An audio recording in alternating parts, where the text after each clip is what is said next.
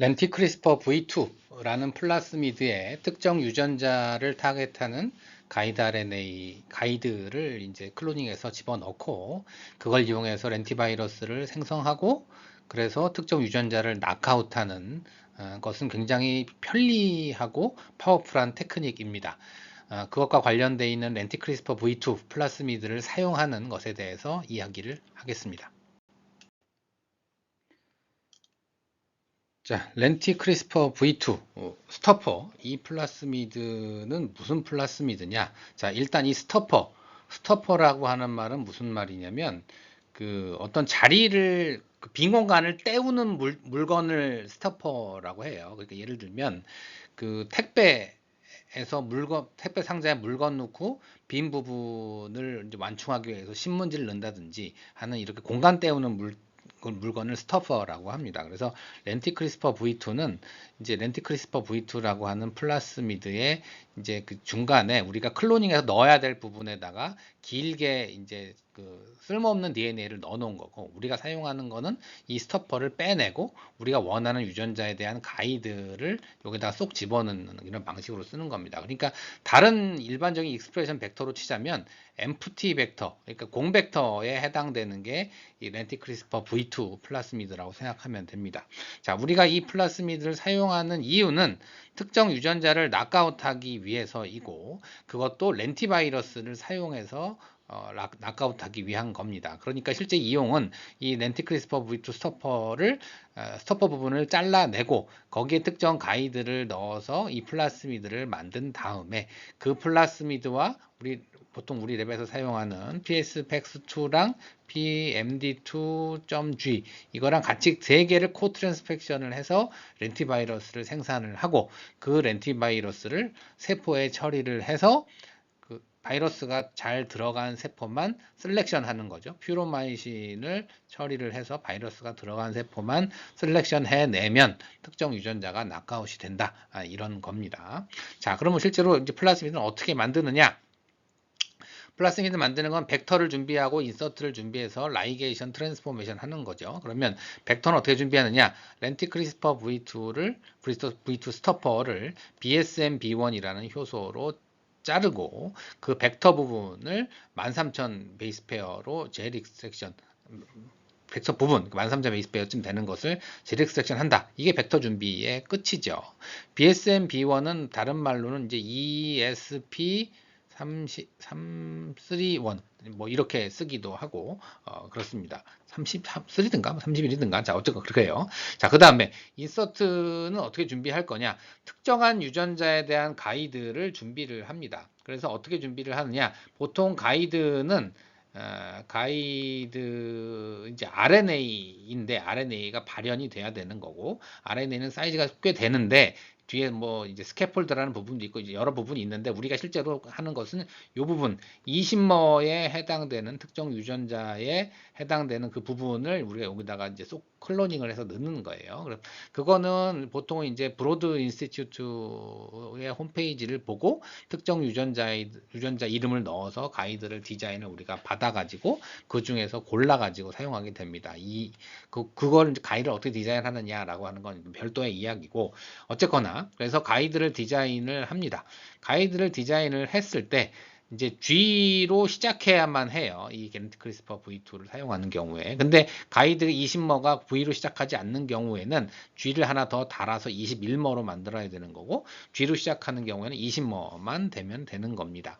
자, 그래서 실제로 우리가 만들어야 될 인서트는 뭐냐면 CACC이고 가이드 20머 혹은 21머가 오고, 이제 이쪽에 GTT니까 AAAC 이고 최종적으로 여기에 포스페이트가 달린 이 물건을 만들어야 되는, 이런 인서트를 우리는 만들어야 되는 거예요.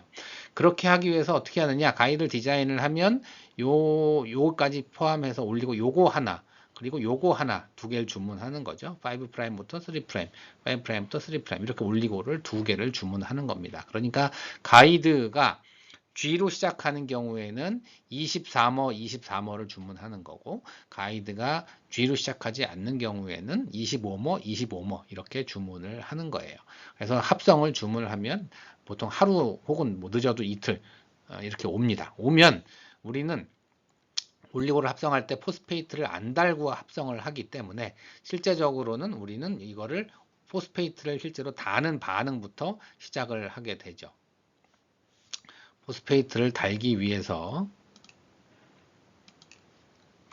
자, 여기 요 부분에 포스페이트를 달기 위해서 카이네이션을 하게 되고 어닐링을 하게 됩니다. 그렇게 해서 만들어진 인서트는 굉장히 농도가 높기 때문에 보통 이거를 뭐 200분의 1 혹은 뭐 1000분의 1 정도를 희석을 해서 인서트를 준비합니다. 그러면 그 다음에 라이게이션, 트랜스포메이션 이런 과정으로 가는 거죠. 자, 그래서 하나하나 다시 얘기를 하면 렌티 크리스퍼 V2는 플라스미드는 이렇게 생겼습니다. 이렇게 생겼는데 자, 이 전체 플라스미드를 지금 설명하기 좀 길긴 하지만 얘기를 조금만 해보면 여기가 이제 LTR 여기가 LTR입니다. 렌티 크리스퍼 V2는 렌티바이러스를 만드는 플라스미드라고 했죠.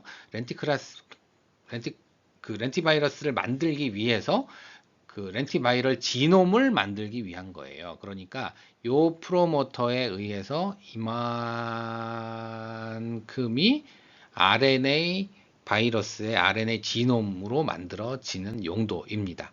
그럼 최종적으로 이제 이만큼의 RNA가 LTR 이만큼 RNA가 바이러스에 패키징이 돼서 들어가서 바이러스가 생성되는 용도로 쓰이는 거죠. 하지만 이 안쪽에 있는 건 실제적으로 이제 최종적으로는 어떤 감염시킨 세포의 그 지노믹 DNA 어딘가에 이제 들어가서 실제 유전자 발현이 될 텐데 실제로 발현되는 유전자는 두 개입니다. 프로모터가 두 개라는 뜻이죠. 여기 하나, 프로모터가 두 개가 있습니다. 이 프로모터에 의해서 두 개의 유전자가 발현이 되는데 이 앞에 있는 프로모터는 U6 프로모터이고 이 뒤에 있는 프로모터는 여기 이제 안 나오는데 EFS 그러니까 EF1 알파 프로모터에서 코어 프로모터만 아주 짧게 만드는 프로모터입니다. 그리고 이 EFS 프로모터는 단백질을 만들기 위한 RNA, 그러니까 mRNA죠. mRNA를 합성할 때 주로 사용되는 이제 폴3, RNA 폴리머리즈 2가 와서 이제 RNA 합성을 하는 경우이고, 이 U6 프로모터는 이제 뭐 라이보소멀 RNA나 이런 거 만드는 이제 폴3예요. RNA 폴리머레이즈 3가 와서 결합해서 RNA를 합성하는 그런 프로모터입니다. 그렇기 때문에 시퀀스도 많이 이제 다르고 터미네이션 시퀀스도 달라요. 그러니까 우리가 이제 폴2 프로모터의 경우에는 터미네이션을 우리가 보통 폴리 A라고 하잖아요. 그래서 이제 그 폴리 A 시그널을 이루는 특정한 시퀀스들이 조합이 있고 뭐 복잡한 게 있어요. 반면에 U6 프로모터의 경우에는 T가 5개 이상이면 이제 스탑이 된다라고 터미네이트 된다 이렇게 얘기를 하죠. 자, 아무튼 이렇게 다릅니다.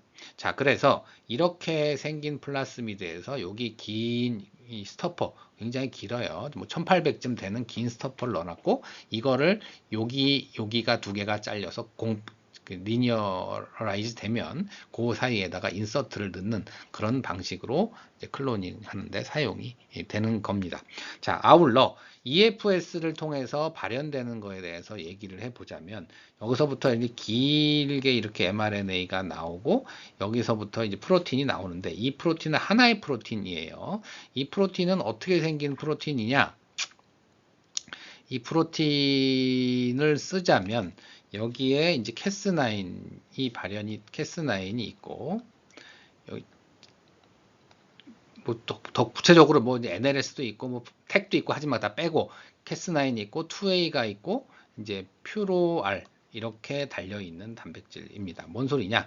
이 단백질은 사실은 기능적으로는 두 개의 기능을 하고 있습니다. 캐스9 단백질이 나오고 이 중간에 2A라고 하는 시퀀스가 있으면 이제 이 단백질이 만들어질 때 중간에 끊기게 돼요. 그래서 두 개의 프로틴이 만들어져요. 이 퓨로알은 퓨로마이신에 대해서 저항성을 나타내게 하는 엔자임이죠. 퓨로마이신 아세틸 트랜스퍼레이즈라고 해서 우리가 유전자 이름으로 뭐 보통 PAC, 뭐 단백질 이름이 어쨌든 PAC라고 보통 쓰는 거예요. 근데 편안하게 우리가 이제 그 예명이죠. 예명으로 부를 때 퓨로알 이렇게 하는 거예요. 그래서 캐스9이 쭉 발현이 되고 중간에 잘리고 이제 여기 P2A라고 있죠. 그래서 2A 여러 종류 중에 P2A를 쓴 건데 어쨌거나 2A가 있어서 잘리고 그 다음에 여기 퓨로알 이게 발현되는 이런 형태를 가지고 있습니다. 그래서 이 바이러스가 세포에 잘 들어가서 정착이 되어 있으면 그 세포는 퓨로마이신을 처리했을 때 죽지 않고 셀렉션에서 살아남는 그런 저항성을 가지게 되는 겁니다. 자, BSM-B1으로 자르면 어떻게 되느냐? 그 스토퍼가 아까 1800쯤 된다라고 그랬는데 그 1800이 이제 이 벡터에서 여기서부터 이렇게 해가지고 쭉 와서 여기까지쯤 됩니다. 그래서 여기 BSM-B1, ESP31 엔자임이 지금 이 방향으로 잘리게 되어 있죠. 자, BSM-B1이라고 하는 이 효소는 펠린드로믹이 아닙니다. 뭔 소리냐? 이쪽으로 봐도 같은 시퀀스 이렇게 되어 있는 것이 아니고 방향성이 있습니다. 그래서 여기 시퀀스를 보면 CGT, CTC 이렇게 되어 있어요. CGT, CTC를 인지를 하고 한 칸을 띄고 이렇게 잘리게 되어 있는 효소입니다. 그러니까 이쪽에서는 이 3' 쪽 여기에서는 CGT, CTC가 있고 여기 일모 건너뛰고 이렇게 잘리는 거죠. 그렇게 해서 인서트 부분이 이 엔자임 시퀀스가 사라지는 이런 결과를 나오게 돼요. 그래서 최종적으로 만들어지는 벡터는 이렇게 벡터가 이렇게 만들어졌다고 했을 때 이 부분 시퀀스를 보게 되면 벡터가 이렇게 됐다라고 하면 여기는 GTTT가 될 것이고 여기는 GGTG 이런 벡터가 만들어질 거예요. 이런 벡터가 만들어지게 됩니다. 그러면 우리는 이 라이게이션을 할 때는 이 안에 쏙 들어가는 이 앞쪽에는 CACC가 이렇게 5'의 프로트루딩 삐져나와야 되고 이쪽은 AAAC가 삐져나와야 되는 이런 형태를 가지게 됩니다. 이런 식으로 인서트를 우리는 준비를 해야 된다. 이렇게 되는 겁니다. 자, 가이드는 어떻게 디자인을 하느냐? 여기 위에 있는 이 사이트를 들어가면 됩니다. 그래서 브로드 인스티튜트에 있는 사이트예요. 그래서 이 사이트로 들어오면 이런 화면이 나옵니다. 여기에 뭐 진으로 찾을 거냐, 클론으로 찾을 거냐, 뭐 디자인 툴은 뭐 이런 게 다양한 게 있는데 우리는 요거로 들어가면 돼요. 크리스퍼 캐스9을 이용한 낙아웃에서 가이드를 어떻게 디자인할 거냐 이거를 우리는 할 거기 때문에 여기로 들어가면 됩니다. 자, 그러면 이런 화면이 나와요. 그래서 이거는 다 선택을 이미 마친 화면이죠. 그래서 뭘 선택할 거냐?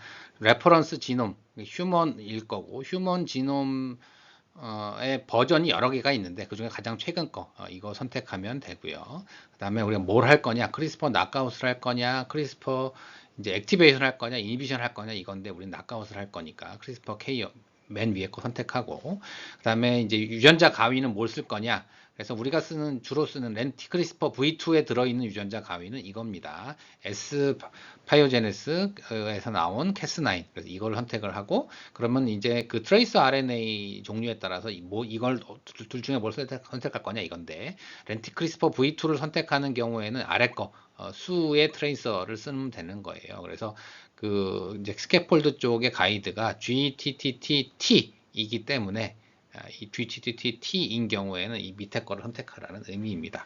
그리고 여기다가 유전자 이름을 넣는 거예요. 유전자 이름을 넣으면 공식적인 유전자 이름을 선택을 하면 그 잘 선택이 돼서 이렇게 올라오게 됩니다.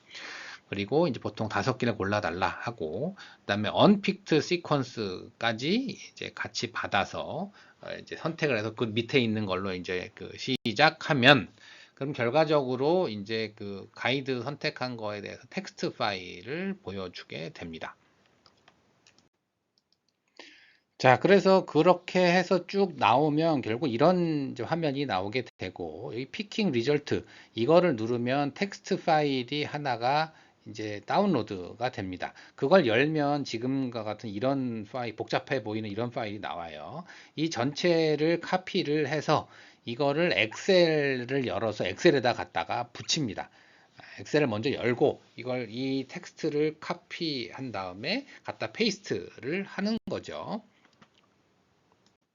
자, 그러면 이런 화면을 만들 수 있는데, 이거 그 옆으로 굉장히 많은 셀을 써요. 그래서 이제 비교적 의미가 없는, 나의 경우에 의미가 없는 부분들을 이렇게 그 컬럼들을 줄여가지고 이렇게 슈링크 해가지고 안 보이게 합니다. 그래서 다 갖다 집어넣었지만 이제 R부터가 비교적 의미가 있는 거고 쭉 하고 여기도 많이 여기 이제 슈링크를 해놨죠. 그래서 이제 여기 온 타겟 스코어 그다음에 그래서 온 타겟이 몇 개고 오프 타겟이 몇 개고 어쩌고 저쩌고 해가지고 최종적으로 컴바인드를 해서 이제 이렇게 그 이 가이드들의 순위를 매겼다라는 거예요. 순위를 쫙 매기고 이 피킹 오더 그러니까 첫 번째 이제 피킹 를 해서 이제 1, 2, 3, 4, 5위에 5개를 골라줬다. 라는 겁니다. 자, 뭔 소리냐? 자, 이게 어떻게 되는 거냐면 어떤 특정한 가이드 시퀀스가 있을 때 온타겟 스코어라고 하는 건 그 위치를 얼마나 잘 자르냐라고 하는 것을 의미해요. 그래서 잘 자르는 스코어. 그래서 이게 보통 뭐 0.8, 0.9, 1 올라갈수록 잘 자르는 겁니다. 그래서 0.8 이상은 보통은 되어야 안전하게 우리 내 입장에서 쓸 수 있다 이런 거고. 그래서 그거에 대한 순위가 이렇게 있고 그다음에 오프 타겟은 뭐냐면 비슷한 시퀀스도 자를 수 있기 때문에 그 비슷한 시퀀스 중에 잘릴 만한 것들이 우리 지놈상에서 얼마나 있느냐를 이제 검색을 하는 거예요. 그래서 그게 많다는 건 좋은 게 아닌 거죠. 그래서 그런 것들을 검색을 해서 순위를 매겨 놓은 거예요. 순위가 높다는 것은 이제 그런 잘릴 만한 것이 적다는 걸 의미하는 거예요. 이런 게 좋은 거라는 거죠. 자, 그래서 온타겟, 오프타겟을 1대1로 그 가중치를 둬가지고 순위를 매겼다. 이제 그 얘기입니다. 그렇게 해서 1위, 2위, 뭐 3위, 4위 이런 식으로 매겨진 거예요. 그래서 1위라고 해서 온타겟 스코어가 제일 높은 게 아닌 걸 볼 수 있죠. 그리고 여기 보면 온타겟 스코어가 훨씬 더 높은 거가 오히려 여기 지금 그 5위 순위 밖으로 나가 있어요. 그런 것은 오프 타겟 스코어가 높기 때문이다라는 겁니다. 또한 이 피킹에서 빠진 이유는 여러 가지가 있는데 아웃사이드 타겟 윈도우 그러니까 어떤 mRNA 어떤 유전자가 있을 때 이제 엑손 인트론이 있을 텐데 인트론 빼고 엑손만 이렇게 놓고 봤을 때 전체 이 프로틴에서 적어도 5%에서 65% 안에 들어와야 여기에 유전자 가위로 시퀀스에 뭔가 변화를 일으켰을 때 이 단백질을 낙아웃 시킬 확률이 높다라는 것이죠. 이 끝에 가서 문제를 일으켰다라고 하면 이 단백질이 이미 이만큼까지 만들어졌기 때문에 이 뒤는 망가져도 큰 문제를 안 일으킬 수도 있습니다. 그래서 보통은 이런 그 윈도우를 설정을 기본값으로 해 놓은 거다 이렇게 생각하시면 되고 또한 여기 보면 뭐 스페이싱 바이올레이션 이렇게 돼 있죠. 그래서 이제 이 사이트에서 가이드 RNA를 이제 선택을 할 때 홀 지놈상에서 다양한 가이드를 쫙 이제 만드는 걸 목표로 하기 때문에 이제 거기에 그 기준으로 이제 여러 가지 선택을 하게 되는데 그래서 가이드를 뭐 2개, 3개를 이렇게 쭉 나열을 할 때 너무 가까운 거 2개를 하는 것은 의미가 없을 수 있다. 그래서 차이가 좀 만약에 3개, 4개를 이제 가이드를 우리가 선택해서 우리한테 제공해 준다라고 할 때는 걔를 위치를 어느 정도 떨어뜨리고 싶어 하게 됩니다. 그래서 너무 가까워서 얘들은 이제 배제했다. 뭐 이런 게 되는 것이고요. 그 다음에 뭐 여러 가지 순위를 고려했다고 하더라도 너무 안 잘릴 것 같은 거는 빼고 뭐 등등등 여러 가지 이제 기준이 있어요. 그래서 1, 2, 3, 4, 5, 5개를 이제 그 순서로 골라준 그런 것이 됩니다. 자, 그런데 우리 입장에서 생각을 해보면 어떤 유전자를 낙아웃을 잘 되는 게 우선적이고 다른 유전자를 낙아웃하면 안 되는 것은 우리 입장에서 그렇게 큰 고려사항이 비교적 그 고려사항에서 순위가 떨어지게 돼요.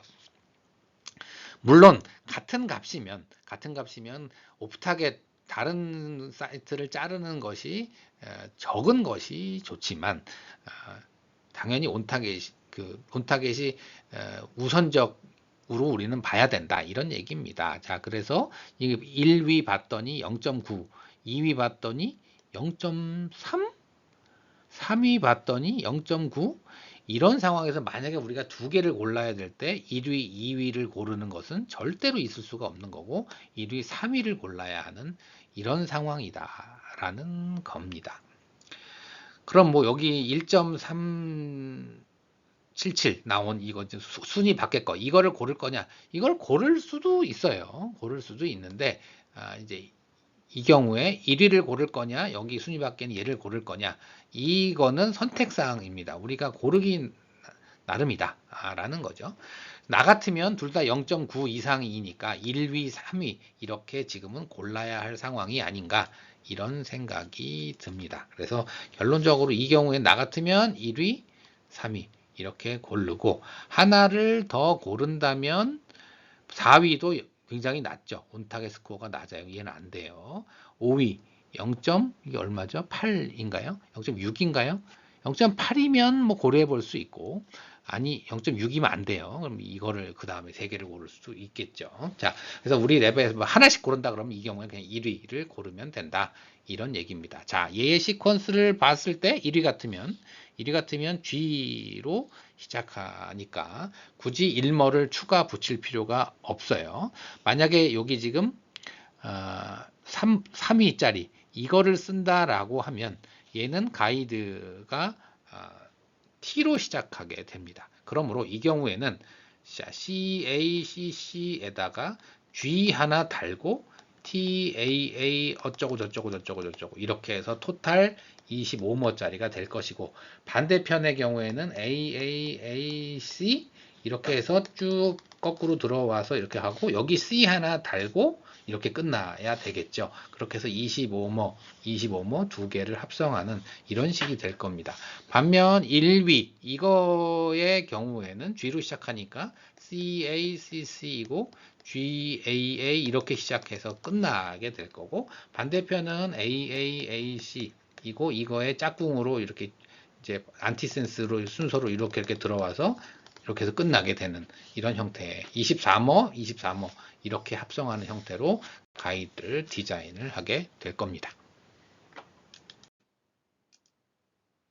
자, 그래서 구체적으로 어떻게 되느냐? 올리고가 오면 이렇게 됩니다. 다음과 같이 섞어서 37도에 90분 정도 뒀다가 그 다음에 500mm몰 소듐 클로라이드를 첨가를 해서 팔팔 끓는 물에 2분 정도 담갔다가 불을 끕니다.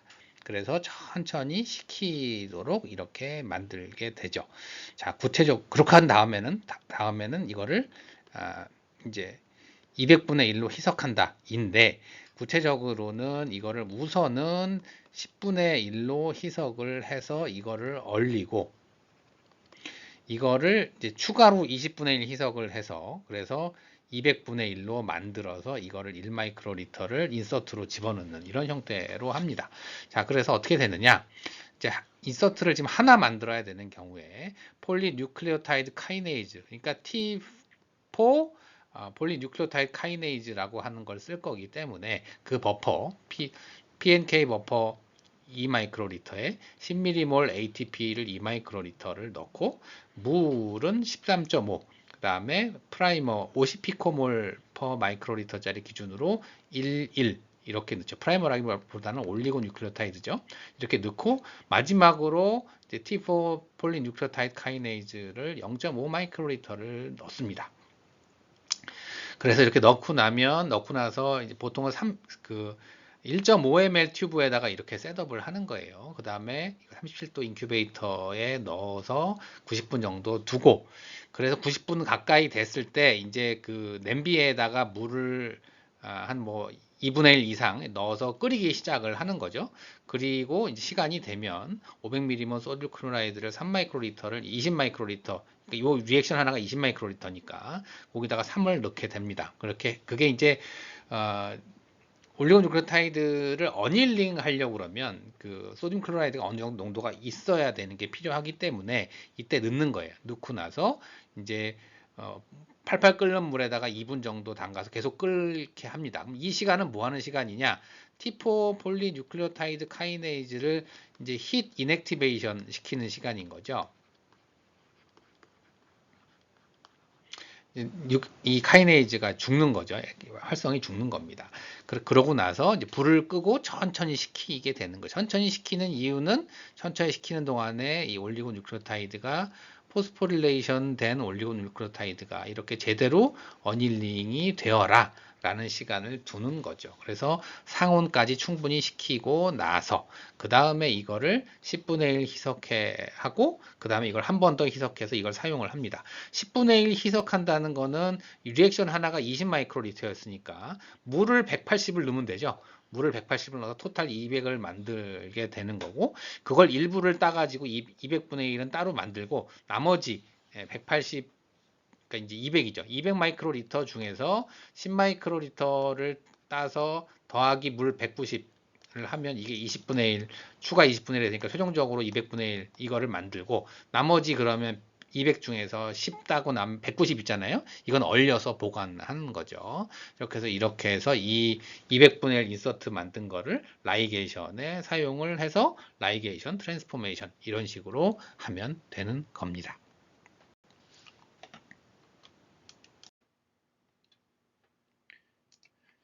최종 확인은 이제 미니 프랩해서 시퀀싱 하는 거죠. 자, 근데 그 전에 우리가 보통 라이게이션을 할 때 인서트 없는 거 있는 거 이렇게 짝으로 하잖아요. 그러니까 이 경우에는 이제 인서트가 없다는 것은 이제 V2를 BSM B1으로 자른 거 이것만 넣는 거고, 인서트가 있다는 것은 여기에다가 플러스 이제 200분의 1 희석한 올리고뉴클레오타이드가 들어가는 거죠. 더블 스트랜드이고 포스포릴레이션 된 거, 200분의 1 희석한 거가 들어가는 이런 형태가 됩니다.